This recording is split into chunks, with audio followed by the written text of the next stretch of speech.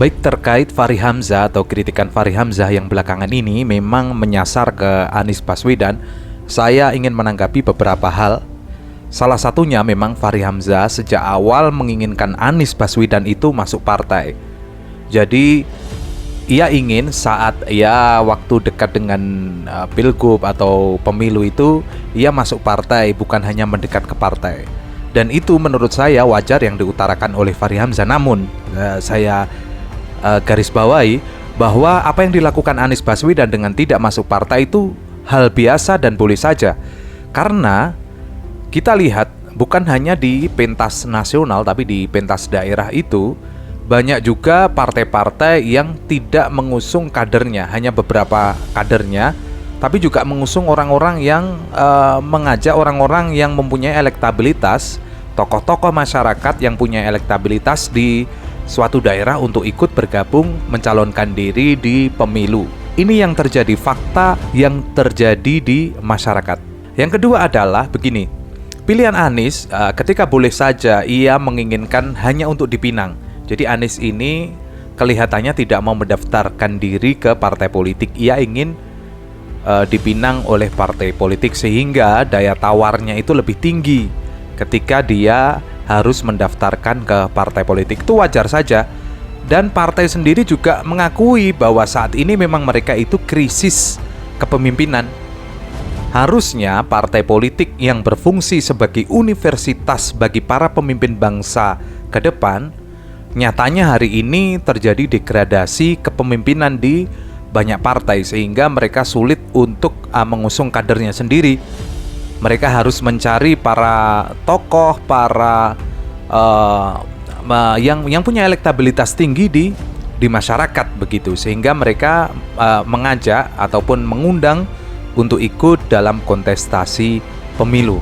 Partai-partai seharusnya kembali lagi memang banyak yang mengusulkan bahwa Anies Baswedan agar bisa menjaga elektabilitasnya nanti di 2029 memang yang pertama salah satunya adalah mendirikan partai. Tapi saya melihat bahwa untung rugi ketika membuat partai bagi Anies Baswedan itu, waktu dan dananya itu bagi Anies Baswedan itu sangat berat. Karena 5 tahun lagi dia akhirnya nanti akan maju ke 2029. Itu untuk mendirikan partai sangat berat. Memang mendirikan partai itu suatu kesatria juga. Jadi seorang yang mau bertarung itu mendirikan partai, kemudian membangun kaderisasi dalam partai, artinya dia ikut membangun bangsa ini. Tapi melihat bahwa membangun partai itu tidak mudah.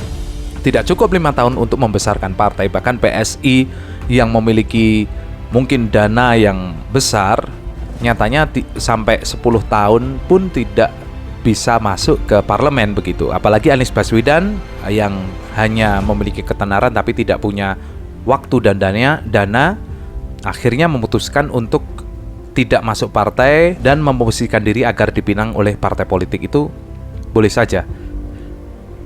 Lebih lanjut, bukan hanya krisis tokoh dan juga kader partai sendiri hari ini itu kalah dengan lembaga survei. Jadi ideologi partai harus rela tergadai karena rilis dari lembaga survei, tokoh A ini memiliki elektabilitas yang lebih tinggi daripada tokoh yang didukungnya, sehingga ia secara menyeberang ideologi dia harus mendukung si A karena berpotensi lebih besar menang ketimbang memperjuangkan ideologi yang selama ini didukung atau diperjuangkan oleh partai A tersebut.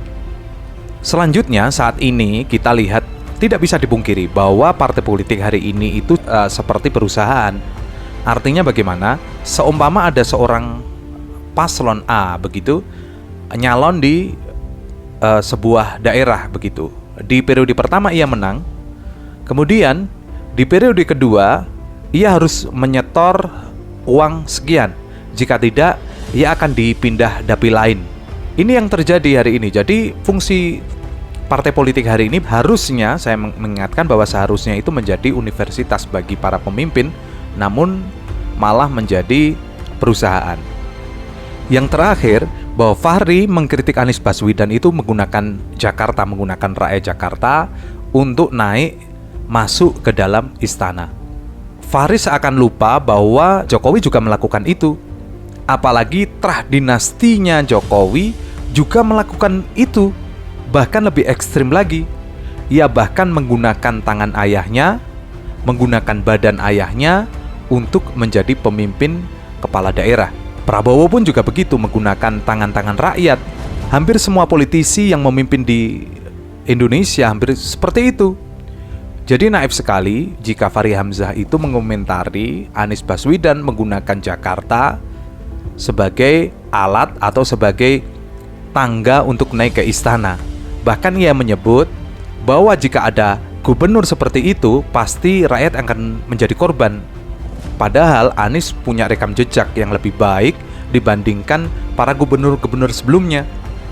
Jadi intinya begini, Fahri Hamzah itu seakan iri gitu melihat sosok Anies Baswedan yang seorang akademisi kemudian turun ke politik, akhirnya menjadi seorang pemimpin di Jakarta. Itu seakan dia agak iri begitu, karena dia punya niatan itu tapi tidak ada gayung bersambut untuk Fahri Hamzah. Ya menurut saya begitu.